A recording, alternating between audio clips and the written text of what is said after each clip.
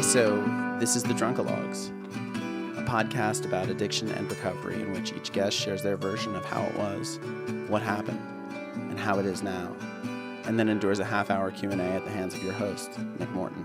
It's gotta be tough to live in the shadow of a famous sibling, your identity always somehow tied up in theirs.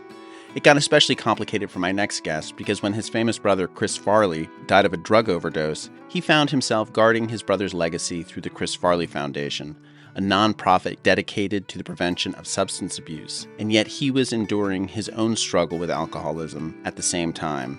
Despite being surrounded by recovery experts, he came to recovery in his own personal way and is now the director for community outreach for recovery.com, an organization that helps connect patients with a recovery path that is right for them.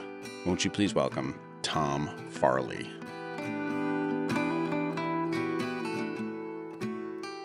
Tom Farley, yeah? Where were you born?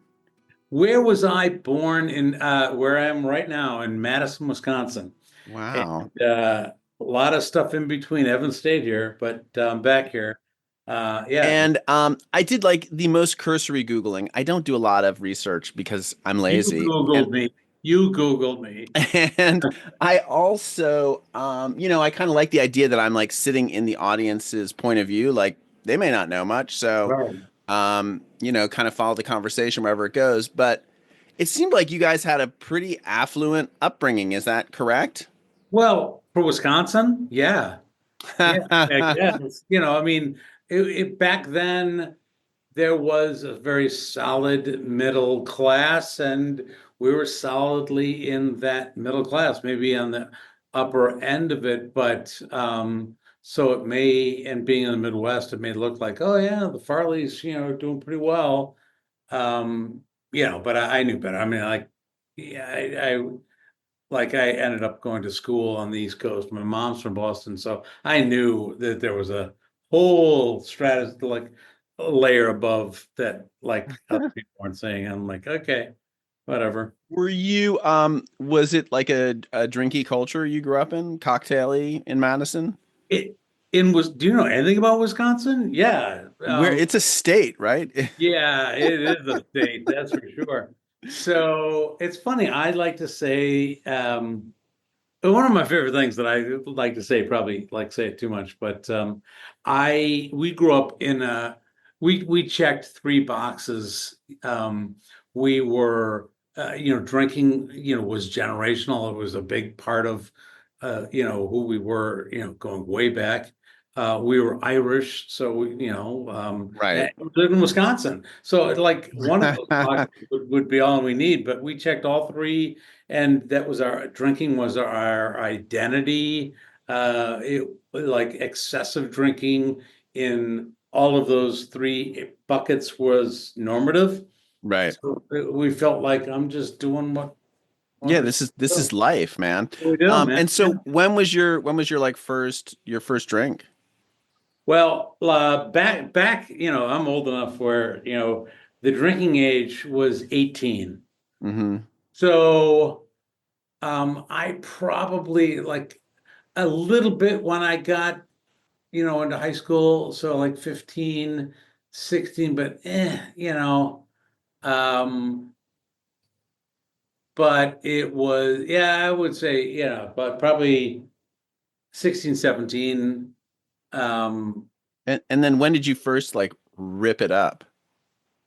Well, as I said, like in those environments in high school, like obviously you're living in your parents' house, Right. so you learn to like kind of, you had all sorts of kind of protective or like my like and my mom was it was like I understood long before what living like under Putin must like she was. Like she was vigilant. She was like on the other end of the phone, like yeah, always. So we just like How many kids were there? so we have an older sister, Barbara Ann, Mm-hmm. and then just four boys, me, Right. my brother Chris, which we'll get into, Sure. and then Kevin and Johnny, and it was just the boys were, yeah, it was crazy. It was fun. It was fun. It was fun. Nice. And And so then you go, were you a good student, more or less? Like a Yeah, no, I well-adjusted was very over, teenager? I went to, my dad went to Georgetown, and so I kind of grew up like I got to go to Georgetown, and um, it's funny. So I went away 1 year in high school to prep school. So I went out, did the whole, Where'd you go? I went to a place called Portsmouth Abbey in Sure. Rhode Island, just outside Newport. Because my mom, being from Boston, said, "Well, if you want them to get into Georgetown, this is how you do it. You go to prep." I went I went to St. Paul's, so Okay, well, that's really so. where I learned, well, where I've perfected my drinking, but Uh, yeah, it was. Yeah, I don't know. I probably smoked more. right. Yeah, there was a lot of pot smoking A there lot too. of pot back then. It was easier. Yeah, I don't know. But again, being at prep school, like that was worse than it was run by Benedictine monks. So yeah, like you really like you were, it wasn't that bad, but Right. it was enough to develop some really unhealthy attitudes. That's the thing, is Right. like, this is Sure. like, I would guzzle a pint of Jack Daniels because I didn't want to get caught with the bottle. And so Right. so it was just binge, kind of Interesting. thing. And it wasn't a lot, it wasn't everything, but again, establishing that relationship with alcohol. And then when I got to college, And did where, you end up going to Georgetown? yeah, went to Oh, Georgetown. so Yeah. did I. Did you really? I really did. You're kidding me. Dude, I'm going to Georgetown on Wednesday to speak on a panel, and they have no idea I'm speaking on campus in Copley Formal. I'm like, this is really weird. And they go, afterwards, we're going to a place called the Tombs. I'm like, I am way overly excited right now, like you couldn't believe. Have you been back there at all? Oh yeah, yeah. I've been a couple. I was just for my last reunion.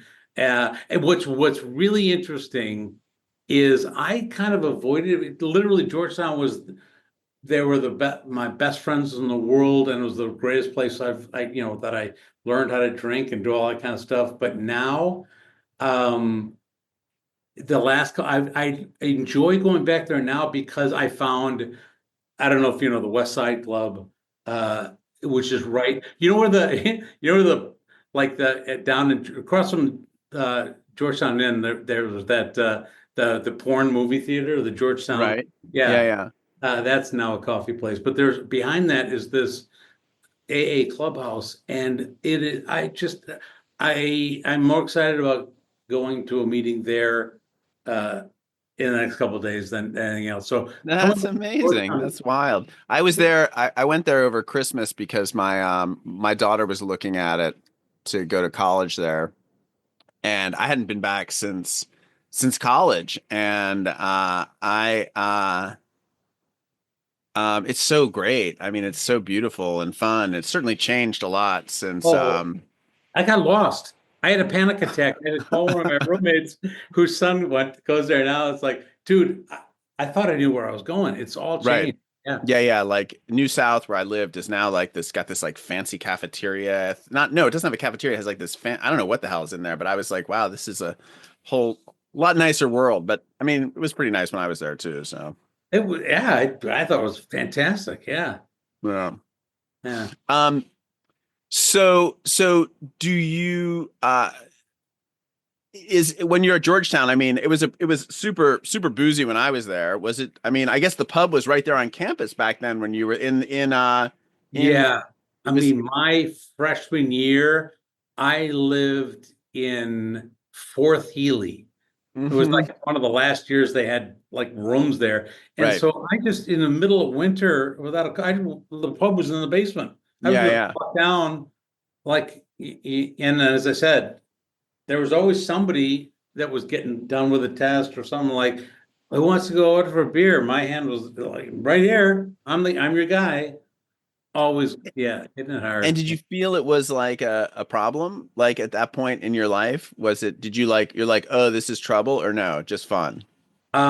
Well, no, as I said, because I came with this kind of Wisconsin Irish attitude, like, I'm the professional here, like I'll Right. show you how it's done. So I thought that was normative, but what I didn't realize is how much I was really dealing with this imposter factor.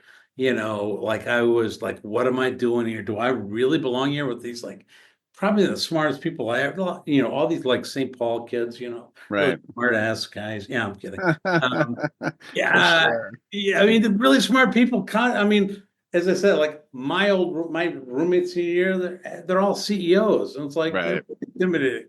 And I think I really had a lot of fear and self-doubt. Right. And the only way I knew how to deal with that was to drink, and that's what I did. And so what happened after Georgetown? What did you, where'd your life take you? Oh, it got even worse, man. Because I wanted the party to continue, like it was the mid 80s. So everyone was going up to New York. And I'm like, me too. And everyone was going into finance. And I go, okay, me too. Like, which is like ridiculous, for me Right. to be in finance. I was a marketing major in the business school. So I was in the marketing side of a lot of, Citibank and Bear Stearns and really high powered, environment, corporate and financial service environments. But like, again, talk about imposter syndrome times 10 now. And all I wanted to do was, be around my friends. Yeah, they're like going like a couple years, and then they were going to, get their MBA somewhere, and they were going on. And I'm like, where are you going? Like, come on, Right. where, Right. and then I got married to uh yeah, and my girlfriend from Georgetown, um and life just like started. Then we started having kids, and it was just crazy. How Moved many kids do you have? three, Right. Nice. and How old are they? they are in the two older girls live back in. They went so they're in New York. One's in Brooklyn, one's in Manhattan. They're 31, 33. And Right. my Wow. oldest son is 30, and he's in LA trying to do this, Farley acting thing. Good luck. But Oh, man. yeah, and my wife is back in Connecticut. My ex-wife, I should say, is Right. back in Connecticut. So yeah, but it was interesting. I had a lot of distractions, but always looking for kind of where I thought I needed to be, I was just always putting myself in these uncomfortable And situations. did you raise your kids in New York City or did you guys move We, out of? uh, when we started having kids, we moved up to Westchester and eventually landed in Fairfield, Right. Connecticut. And that's where, so that up to about middle school, Mm-hmm. and I kind of realized, like, if I don't get them out of here now, and it was just after 9/11, so we all went through that, which was a, good experience. It was interesting to be a New Yorker experiencing that as opposed to the rest of the country's version of that. But I said, if I don't get them home, back to Wisconsin now, I'll never will. Once they get in high Right. school, it's all over. So I just moved everyone back to Madison, my hometown, and I think the kids thrived. They didn't have that kind of East Coast, Fairfield, Connecticut kind of, So competitive. weird social pressure that comes with all Yeah. that. Yeah. It's Um, hard to protect your kids from that. yeah, yeah, yeah. So I think I did the right thing there, but uh, Right. yeah, but again, like, And so when you moved back to Madison, then what did you do for work? so I was always during that time. So here I was in finance and in marketing, but it was just after my brother Chris died very publicly, Chris Farley. Um, and to deal with that grief and deal with that loss, I thought I needed to talk about it. So I started to go out into schools and developing a program talking about, at that time, somebody else's addiction, somebody else's story. I was really passionate. I kind of grew up passionate about that, but I always thought I had to have a real job first, and this was just my passion, and there was always that struggle. So I came back, I had a series of jobs in the marketing space, but trying to build this at that time, this Chris Farley Foundation thing, and then I wrote a biography on Chris, the Chris Farley Show, which was a New York Times bestseller, which got me. Then I got more people wanted to hear me do keynotes or me talking about it. So like I don't need to go into schools and do this thing. So as I said, it's just this. So that kind of became your career, was the foundation and the Yeah, speaking career really, that kind of went around with it and the book and well, it was oh, what. great. Yeah, and it was, I kind of started it like selfishly, like I can build this brand, show what a great marketer I am, get attention because of it's Chris Farley's, Yeah, of course. and I went off with that, driving me, and then along the way, um, started really seeing that I was making a difference, you know. Amazing. Right. What was Wow. and what was interesting, like when I was doing that, again, I had three little kids, I had a wife, I had like all this, pressure in life. And I'm like, there was a couple of times during a long stretch, I said to myself, I probably shouldn't be drinking either.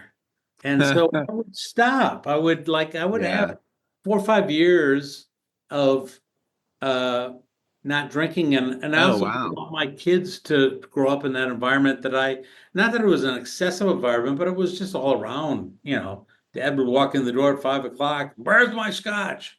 You know, um, I didn't want my kids to have that, so I stopped, thinking that that's all I needed to do, and everything would be fine. But the train wrecks kept coming. I'm like, And man, when you're in this sort of like public position, you're performing basically. yeah. And I mean, did you find yourself in situations during that time where like your boozing was problematic? Like Um, all the time. Yeah.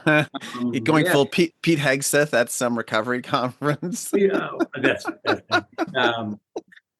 Yeah. So, um, it's funny. I was in one like couples therapy session, and um, the therapist was talking to my wife, and she goes, "Well, what is your issues?" Like, well, he like he doesn't really talk about he's a guy and he's Irish, so I can't get him to talk about any of this stuff, and on top of everything he drinks a lot. Huh, okay. And the therapist looked at me, he's like, well, what do you do for a living? He's like, well, I go well, I run a foundation that helps kids develop better communication and connection through um, I teach improv, and I try to use these things to build better resistance to develop connection.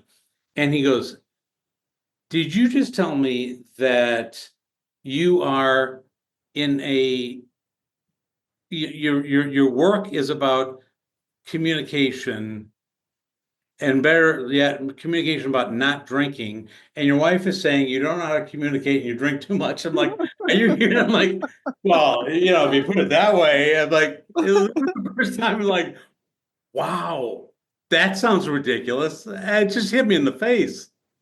That's hilarious. So, I mean, when you guys were growing up, you know, I'm just sort of curious about the origins of performing and comedy. Like, how did you and Chris end up on seemingly very different paths? Well, because I was the oldest, so I had Right. always expectations.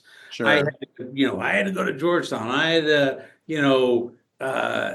just, go do all, have this great job. And my dad was an entrepreneur, but, so and all his brothers were big banking executives. So like I Yeah, I wanted, think I saw that his one of his brothers was the CEO of Ford. Is that accurate? so no, so my dad's brother, my uncle Right. was vice chairman of Citicorp.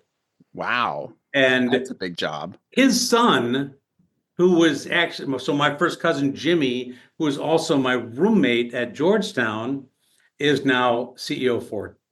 And he's Jimmy Farley? Yeah, Jim Farley. That's Yeah, I mean, that's kind of hilarious. it is. Yeah. We had some great time talking about our fathers. Yeah. Uh, but and Jimmy, he has that Farley thing that, the Chris, maybe I have. So, he's got both that like really high achieving kind of thing, but also he's a Farley. He's just so perfect for that job. It's kind Um, of amazing when I look at clips of Chris, the commitment he makes to yeah. whatever character is so just total and complete. It's like he just never breaks, and like the insanity in his eyes of like that whatever the character is that he's inhabiting is so. It's really there isn't a lot like that I've seen out there. But I realized looking back, is like he was always surrounded by what I call, and what I try to teach people is this ensemble where like all the friends he had at every stage in his life, they he trusted them, and in return they accepted him for what he was, so he could do like anything. He just he fed off that, and and here I was, feeling I didn't have any that acceptance or trust, and I was like, struggling, and he was just like he had these great groups, and I always even in high school, I'm like I hated him for it. Like, Eh. why am I trying so hard to make friends and failing, and this guy is just being himself, making friends. He did effortless. I'm Have like, you seen that movie, Real Pain? real pain. Real Pain. Oh, It's about out the right now. It's Jesse Eisenberg yeah, and Kieran Culkin. I I don't know. have. It's a similar dynamic where Kieran he's a disaster, but he's so lovable, and Yeah, Jesse kind of has his shit together, but nobody likes him, and it's just sort of like, I you gotta know, watch. which life would you prefer? And so, but I mean, obviously, your brother had a lot of demons he was dealing with, um, and I don't know his addiction story. I haven't read the book, but like, was it? I assume it was more than just alcohol; that it was drugs as well. But Yeah, it's funny. Like um, my other brothers, Kevin and Johnny, we just didn't have an off switch. right. We were drinking, it was off to the races. And but Chris was that person that it wasn't just an off switch, it was the next thing, it was this progression thing. He was always chasing that, like it was one severe drug to the next until it got really overwhelming. But uh, you know, I find so much similarities, but like one of the things so I had this expectation that I thought I had to live under. And so I was putting this person out there to the world that I thought I needed to be, that people wanted me to be. Um, and so that wasn't authentic, if you will. Um, and then I became somebody's brother. I got Right. I was thinking about this morning. Like, like, it what a was bad strange enough. dynamic. It was bad enough that, I had to curate this life of Tom Farley, who I thought the world wanted to see. And just in the middle of it, I became, Tom Farley, brother Chris Farley, who died of a drug overdose. I mean, that was my, When when your brother was at sort of the height of his fame before he died, was that a weird dynamic? I mean, was that like a thing that you had to deal with? no, it's not, well, so obviously I worked in New York. I worked in New York. Chris came to New York and had fun. I guess they paid him, but he that was fun. Um, so I saw the struggles, and I love to talk about, like, my family's in Wisconsin, and it's Chris and and like I could see, like, oh my God, this guy's struggling. I gotta, as the older brother, I gotta solve it. I didn't know what the first responder thing really meant. It wasn't even a thing back then. Uh, I thought I had to solve it all, and it was And hard. how did you try to do that? I tried interventions. I tried to Right. talk to my parents. So, what, it was old school kind of, we got this. You don't have to worry about it. It's like, yeah, but like, okay. And then I would talk to people,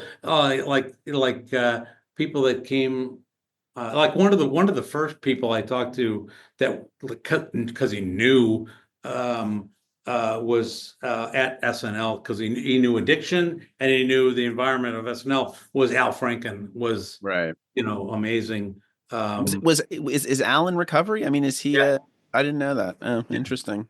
Or his wife. Yeah, I mean, yeah, he's he, def, he was he was on the from the first cast on at SNL. So if he's not, um, Yeah, exactly. I mean, it, I would think if anyone was capable of like sort of being a mentor or a Sherpa, it would be Lorne. I mean, God, how and he many was, and he was. When Chris came along, he didn't have that kind of, he didn't ignore it, and he didn't have that, he had just enough of that kind of tough love, but he really cared for Chris because he saw a talent like, yeah, generational, as they say. yeah, he saw, I mean, he saw like, and he saw what the dark side. So he tried to kind of help Chris along, and um, but the beautiful thing was I got to see, when he finally figured it out, when he wasn't going to treatment to make somebody happy or to not lose this dream job, he came back. He finally, the second time through Hazleton, I'm like, all right, what is it? What are we doing here? And he came back, and instead of going to his big apartment on the Upper West Side, he went to sober living on the Lower East Side. Wow. On TV every Saturday night, but checking into his cot every night, making his bed every morning. And Right. uh and his career just went boom, you know. Sure. Everything was happening but I didn't know what was going on. As I like to say, I just saw like, well, he's dressing better. That was my barometer. So, but it was great to see him in recovery, and it was just as painful when he left that environment of like this ensemble and teen caring to going to LA and being this commodity, and people made money when he was making money, and he went back into isolation, and it just was never that, it was too isolating for him. And do you know the moment that he sort of like fell off the wagon, so to speak, or was it an on again, off again thing for those It next was, 5 years? yeah, but I was with him one relapse. Everything was going well. He had come off great success with Tommy Boy. They rushed him into the Black Sheep, and Right. and he wanted to really explore, other aspects of his talent, not just as he loved to call it. Stop doing the Fatty Falls Down kind of movie. Right. Sure. So they rushed him into Black Sheep, and it wasn't, it was kind of it wasn't really formed, and he was disappointed going into it. He didn't put it all into the movie because he didn't want to do the movie. And then the movie came out. He was looking for an excuse I remember I went to a private screening in Jersey, and I went over with him, and like the head of the studio was there, and we were going to sit in the back of the movie and see the reaction of the crowd. And he was just jumpy all night and like doing stuff. He'd been 3 years, 4 years sober.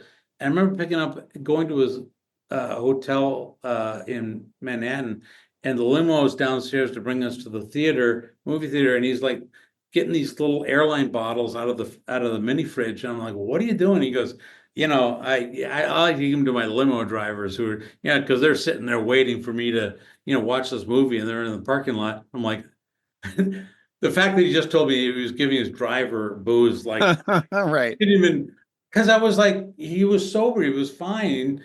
And um I went home to Westchester and got a call the next day from my father, just like, what happened?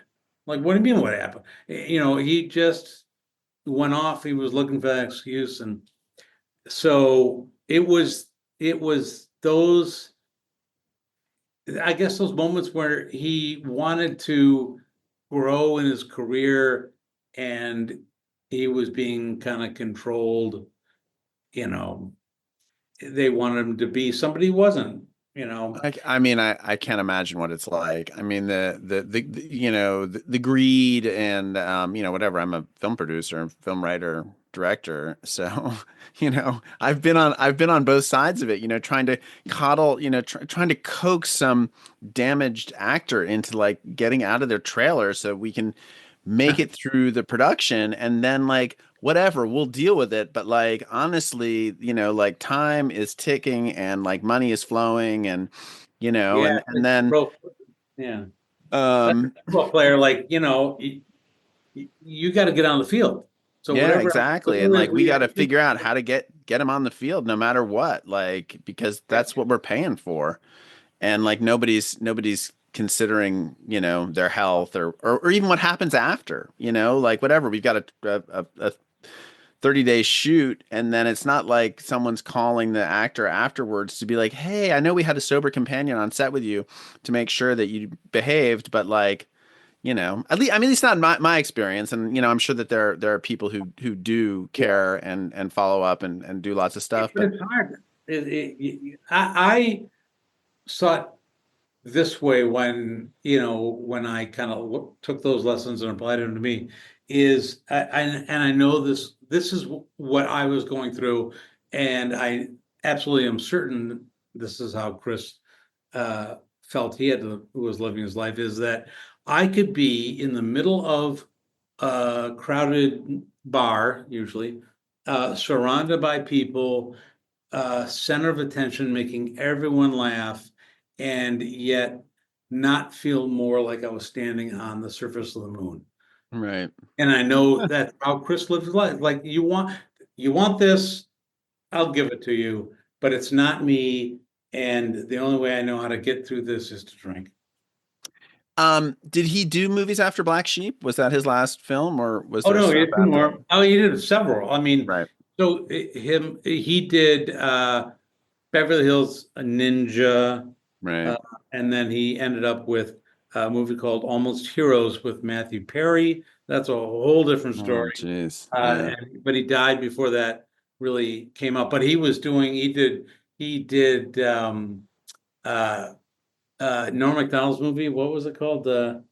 Um, I don't remember, but Norm uh, is just he did with a movie with Normie, who is just such a classic. yeah, and a couple others. He was like 90% of the way through.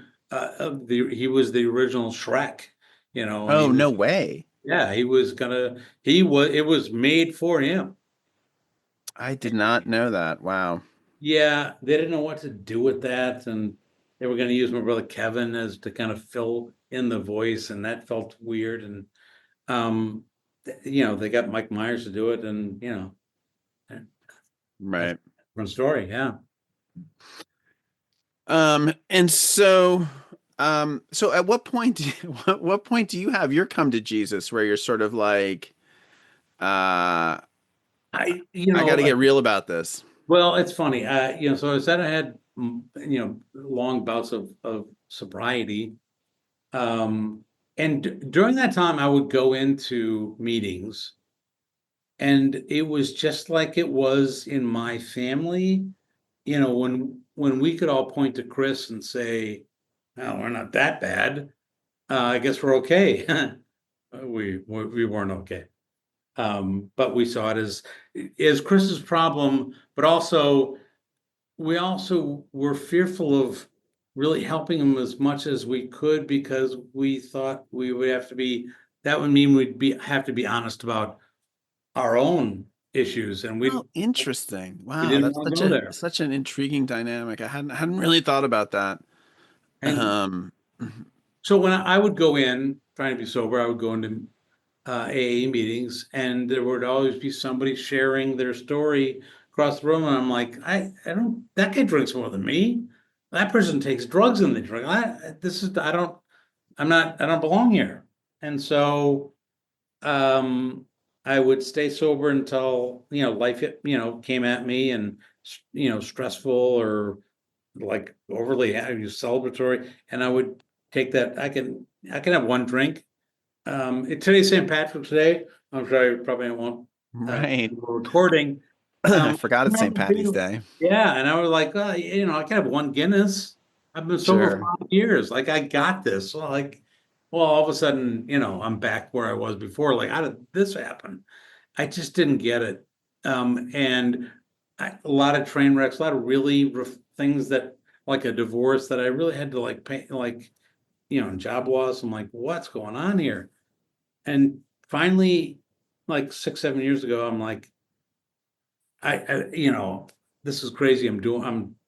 I'm behaving differently. I'm like, really putting all this time into managing this drinking life. If I leave, Right. if I leave the party right now at 9:30, I can get home safely. It's like, it's already too late. And then I have to plot my way home to avoid detection. And then I get home and it's 9:30 and I'm all alone, but it's 9:30. So I'm like, I'm not done yet.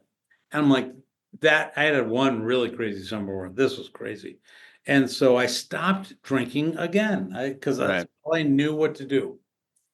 And I happened to get a call from a friend of mine who I had she ran a clinic. She had helped so many people in our community uh, get clean and sober. And I had worked with her teen IOP groups, doing improv or whatever. She just happened to call up and asked me how I was doing. And we hadn't talked for a while. And I was like thrilled that she happened to call. And I'm like, yeah, I haven't had a drink in 4 months. Yeah, expecting just all sorts of like the streamers and Right. the playing, and like she's like, that's good, good for you. I'm like, yeah. She goes, we should have a coffee. Okay, let's get coffee. I'm like, I would love coffee. She goes, great. Meet me at uh, Saturday morning, 9 o'clock in the basement of the Presbyterian Church. I'm like, yeah, man. I like, okay, you're gonna do that. All right. But this person that I know. How do you say no to somebody that has like helped so many people? And it was my first kind of surrendering to a higher power. It was my friend Shelley. I'm like, okay, yep, okay, I'll Did come. she know you were lying? Um, no, like she was, whether I was, she knew that we had, that I had I mean, and helped. were you lying? I mean, I just I operating was, on no, this. I was 4 months sober. I was like, Oh, you were 4 months sober. yeah, no, I Oh, really okay. was. And and she's like, great, you know, um, she's Right. If just, that's the case, let's go. Right. she taught me the difference between sobriety and recovery. And that was the first thing. It was, there is a difference, and you got to do so much more. And even then, we still laugh about it. She's like, you walked into the rooms and such a like Farley. It's like, look at this. I got an audience. This is great. I know that feeling. So I would, because humor was how we coped with this, connection and uncomfortable feeling. We leaned into our humor. And so I would always have a joke with a share, or I would volunteer to read chapter 5 how it works in a British accent. And people are like, okay, and not getting the reaction. This is funny stuff. Come on. This is good, man. I got a comedy gold here. Um, but must have been in rooms before that, right?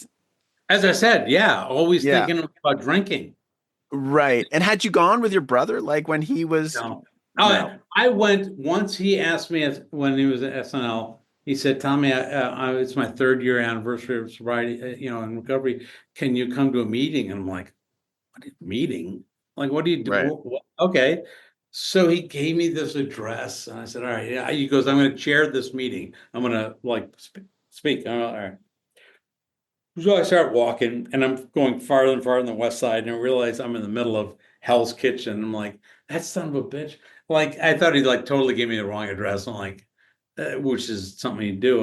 But I got to the building, this decrepit old building, and I walk upstairs, and there's looks like every bum in the neighborhood is there, and there's Christopher at the front of the room with his little blazer on, and he's going like, "Hey, like I'm so happy to be here, telling my story." It's like I woke up, I'm no different from anyone here, and I'm in the back of the room going, "Come on, man, you're a little different. Are you kidding me?" Like this Right. crowd, and with all the sincerity and humility I've ever seen him, he goes, "No, I woke up just like everyone here, like praying to my eyebrow, hoping to be sober. We did it. We made it through the day, and now we get cake and coffee. Like, how great is life?" And I'm like, "Who is this guy? Like, I've never seen." That was my Right. This version of him. Wow. seeing Chris in a meeting, and um, yeah, Amazing. it was truly amazing. I'll never forget it. And I go, "That's what was going on. All these, this is there's something here, but it's still like I didn't get it, for me until." As I said, I When need, Shelley invites you back to that meeting and you go, is it a different experience that time? yeah, you know why? Because instead of hearing what the guy across the room, like, how much they drank or like, how many like alleyways that person woke up in, um, I was hearing like, "Oh, I've had broken relationships like that person. I've had job loss like that." Amazing.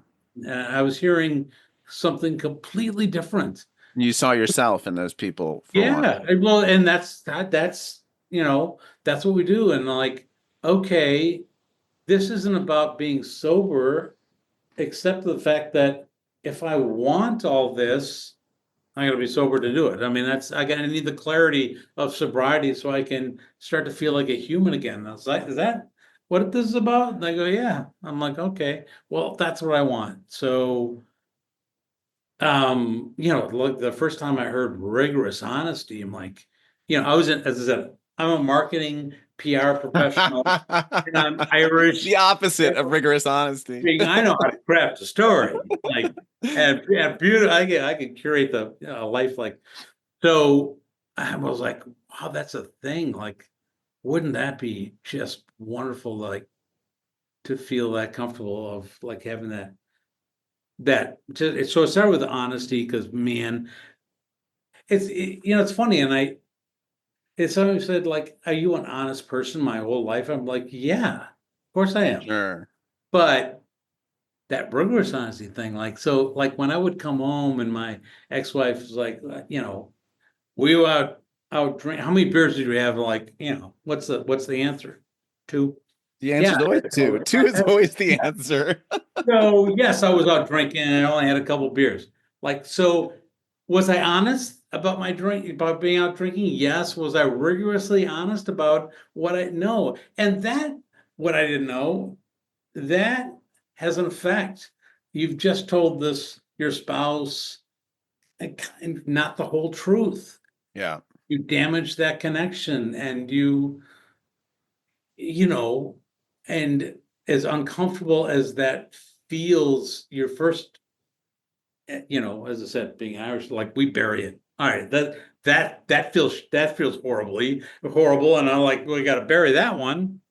Yeah, but you don't realize as humans that we collect those traumas every day, multiple times, and we don't even know it, and we just bury them till we Right. can't keep them down, and they explode out, and people are like, "Why are you so pissed off about that little stupid thing?" And it's like, I don't know, you're right, but like it all came out. It was just I couldn't keep it down anymore. And how are things different, I guess, in the 6 years since, you Wow. started recovering? Well, I'm not telling somebody else's story anymore, and this was what Oh, really interesting. pulled me out is I just wanted connection my whole life, and yet in order to be this person I was putting out to the world, I needed everyone around me to do certain things so I could be that person. I needed my family to behave a certain way so I could be that person. I could have my employer had to give me that job, not the one I have, that one. You don't understand. I gotta, keep up with these pain in the ass CEO college roommates of mine. Right. And you know, as likable as I am, nobody wants to be controlled. So I was pushing people away and not understanding it.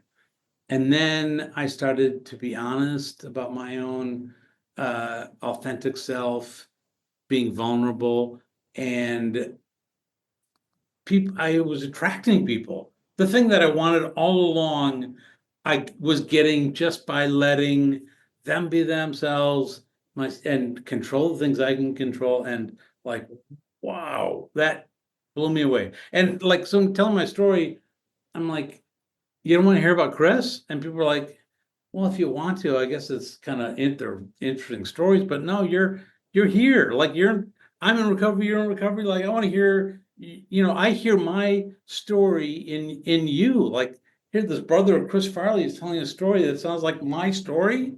Like that's powerful for people to hear, you know? Yeah, and I also think like you're the one who's had to contend with, I mean, you are the one that's still here. I mean that it Yeah. suddenly resonates more, but like it also you're the one that had to contend with all the human stuff. Yeah. On some level, like there's something really interesting about like about not being famous, not being the famous one. I mean, there was a TV show, it was called The Other Two, which was like it followed these. Have you ever seen this show? Oh, It's very funny. It was on HBO. I don't know if everyone's chopped everything out off their services, but it was about these like it's broad comedy, but two siblings and their younger brother becomes wildly famous, and they are just like, you know, he's a struggling actor and she's like a sort of C-level. I think she's actually a marketing executive, and like they just like hang around in their brother's shadow, just being annoyed, and it's very funny. that no, it isn't. It's very triggering. Thank you very much. No, right. Sorry. That's exactly yeah. No, exactly. That is such a powerful like theme, and also very funny and very but real. Like yeah, I can see how people would want to like. I've lived it. Yeah, absolutely. Yeah. And what is this organization now, recovery.com? I wasn't Oh totally man. clear because I think I was Yeah. struggling, even though I was pretending not to struggle with my tech. I think I was struggling with my tech a little bit. Yes. So, well, it was interesting. I met them first. I was at because before this, I worked for a treatment center Right. in Illinois. I was a Wisconsin outreach rep, which my friend Shelley recommended me. She's like, and I wouldn't have if I didn't see you just amazed this transformation, like your recovery is so strong. And like you should this, and that was kind of my, I went from being this advocate to now like actually getting people into to treatment, and it was great. And I was at a conference in San Diego, and I met this guy, and he goes, "Yeah, we got this website," and I'm like, "Oh, that sounds." And we're matching people up with treatment. Like what do they need? I'm Right. like, "That's really cool." It's a startup. That's right. Where are you based? He goes, Madison, Wisconsin. I'm like, Wow. wait a minute. So when I got back here, I like looked him up and I stayed in contact, and I thought and I actually went in to one of their first kind of team building. There was 20 people around the table, and I did this kind of improv kind of thing and talk about my recovery story, and it was really good. And I just liked the fact that like yeah, it's like a trip advisor for recovery. Like what do you need? Like people have asked me, and all the time, like even when I was working in treatment, they said, well, you have this experience. I've got this nephew.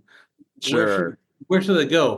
What do I And do? Right. yeah, and we give them a name. I'll try. I got a contact with you at Hazleton or this place, but I don't know your nephew. Well, like, Yeah. but I'm giving you this name, and now I'm like, what do you need? Like, first of all, get some agency back and some control, and learn like what's going on here. And so now I tell people like, go to the site, find the right place. And Mm, then now, like, come back to me and like, I can work with you on stuff that I am equipped to talk about. Like you said, you're going to have this intervention before you send them off to treatment. It's like, well, I can help you with that. Like, what do you know about intervention? Like, how are you dealing with your nephew? And right. I really talk about things, not just like, there's a bed over there. This site now really, so they got really good at matching the right person up to treatment. But when I sat down with the founders last year, there was an interesting moment. They said, uh, they launched under a different name, and they said, we had this opportunity to buy the domain name recovery.com. And, it was a startup and it was for a lot of money. Somebody was I sitting on bet. Yeah. the name and they're like, should we? And they kind of took this leap of faith, said, okay, yep. And they pulled the trigger and became recovery.com. And it had this great impact on their business and defined kind of their business Right. to the point where Inc. magazine named us of the 5,000 fastest growing companies last year. We're 192 or 196. Wow, that's I amazing. mean, it's incredible. But then these two founders said something to me that it was amazing. They said, but you know what also happened? Like we all of a sudden realized, holy crap, we bought the domain name recovery.com.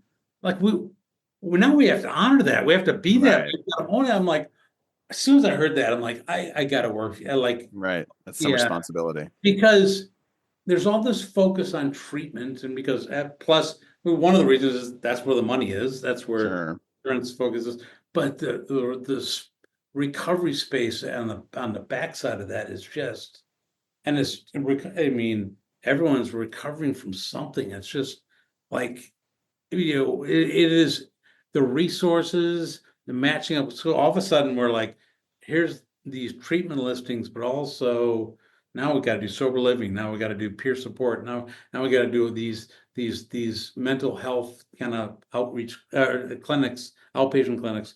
And then like, yeah, it's vast and big, but people need help because now with no kind of revenue stream attached to it, you're left on your own to like, what do I do? It's like we Right. can really be a great service, you know.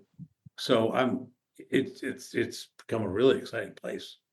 I'm curious, your brother Kevin, is he a comedian as well? He thinks so, yeah, I think so. Yeah, he's turned to kind of stand up. Yeah. And Uh, are you guys, not to violate anyone's privacy, but is there more recovery in that family? I mean, are your parents still alive? Is one of the questions I my was. mom is. My mom, it's funny. So my dad died a year after Chris, and I think it's just Oh, wow. he Right. was also unhealthy, but he thought he could save Chris, uh, Right. and he was always very sad, but also he was sober that last time, and that was wonderful. He wasn't in recovery, but he was sober, and That's that was huge. Just so amazing. huge. My mom was the first one to get sober. Um, Over 30 years now. Wow. Uh, and she went into AA, but then she went into mom mode. It's like, it's not about me. I got to save this family. So Al-Anon was really important for her. But for her, it was like, I understand this whole drinking culture in our family and maybe lead by example. But um, yeah, ultimately we had to find our own path, but Sure. she was that first person to give up, and she's 30 years, without sober. So that's impressive. My sister Barb, she could have like two glasses of wine and put it down, and that was it. Like, He's a normie. really now, I call her the Marilyn Munster of the Farley family. Right. You know? Uh, that one's wrong. That one's the freak. Well, she does Yeah. not belong here somehow. Yeah. But the rest of us, yeah. So, I don't think First of all, no one's talked to Kevin in 5 years. Every family has one, okay? Yeah, but I get the sense that they're at least sober, but I don't think they're in recovery because, and I just talked to John this morning. Right. I, I, they know that obviously I am, they hear my podcast. We would talk about it. If they were in recovery, Right. It we would would come talk up. about it. Sure. So, You have a podcast as well? I'm starting to, Nice. we have, recorded a bunch. So April 1st, Nice. it's going to come called Recovery Cast with Tom Farley that recovery.com is putting out. And because I went to him like, I, we had recovery.com had a podcast that was Right. one of our chief clinical director kind of ran that. And so it was all like the clinical science kind of part. Right. Sure. I'm like, I want no part of that. Yeah, yeah. That's, No. and then we've It's got, interesting every now and then. I should do like one a year, like some sort of clinical aspect, but and we brought in another person that has one that was dedicated to depression that is amazing. right. I'm like, you know what? I just want to have the conversations just like you're doing. Yeah, Like, yeah. let's just, really what's going on. And it's not just alcohol, it's mental health. I'm looking forward to it. I'm having already some just really people are out there doing amazing stuff. And I think shining a light on that is really, people need to see that. We were in the dark, this whole AA anonymous, like, man, that didn't feel right for me from the start. I'll respect your anonymity, but I can't. I Well, there is a paradox here, just in that, like, the 12th step is we brought this message to people in need, and it's like, well, it's hard to bring that message if you're anonymous. So there is a Right. little bit of a contradiction there, and I look at the podcast though. It's just typical of me that I would, like, violate all the terms of the thing that has saved me. But I do see the podcast as a 12 step thing, a way to kind of like share whatever I don't even know the word. I don't even know share our message with people in need, whatever the hell it is. You go So too deep into it though, that you're almost putting yourself back into isolation. My whole thing was like, God, the rooms like ground me and help me, but I'm a social person. I need to be out in the world and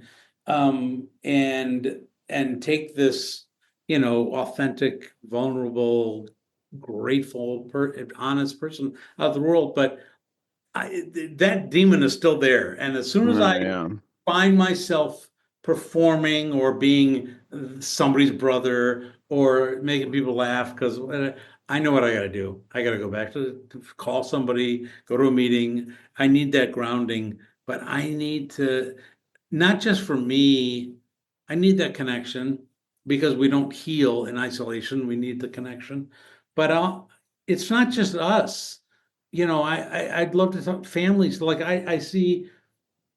I knew when Chris died, I needed to talk about it. And Right. it's been a long process, but I'm still healing from that.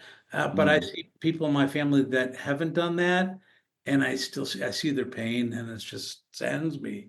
You know, One last question for you. How's your son doing here in Hollywood? well, it's funny. So the funny thing is, well, he's hanging out with Spade. Spade, because Spade's just such a great, he loves having a Farley, nearby. Right. Sure. Hilarious. That's There's something great amazing. I about it. love hearing that. And so he hangs out. They go to, they watch sports together, like March Madness. And Tommy has been doing a lot of production work, Hmm. which is like, these reality shows, like, and unfortunately, he's really good at it. Right. But but he wants to.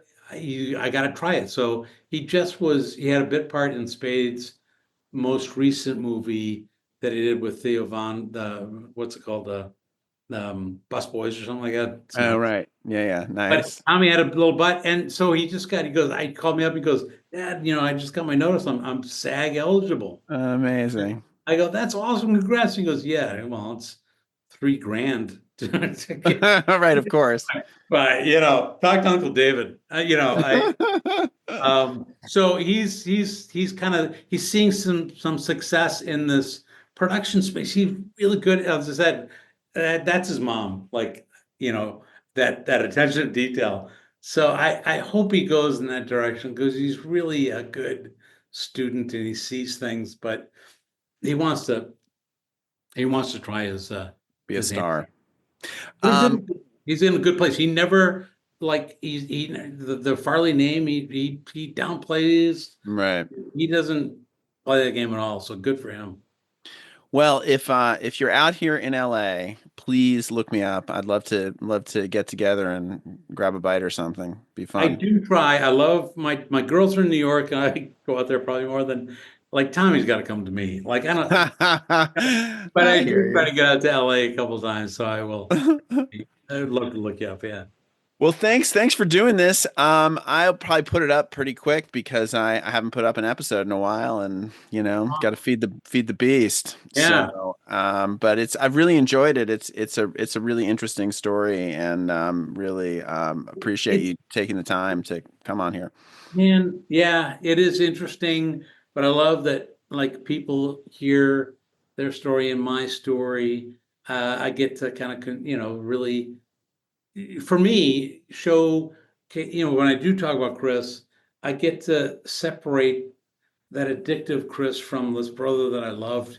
Whereas before it was all together and, there was resentments, there was regret, there was, I could have done this, but like separating the two is wonderful. I get to really see both sides and give Chris the grace of being Chris. That's amazing. And me too. I get to do Yeah, this, yeah, sure. So recovery is just unbelievable. And now I get to kind of work in the space. Hey, it's when's this right gonna stop? All right, Tom. Well, it's great meeting you, and thanks again. Yeah, really, really enjoyed the conversation. Thanks so much.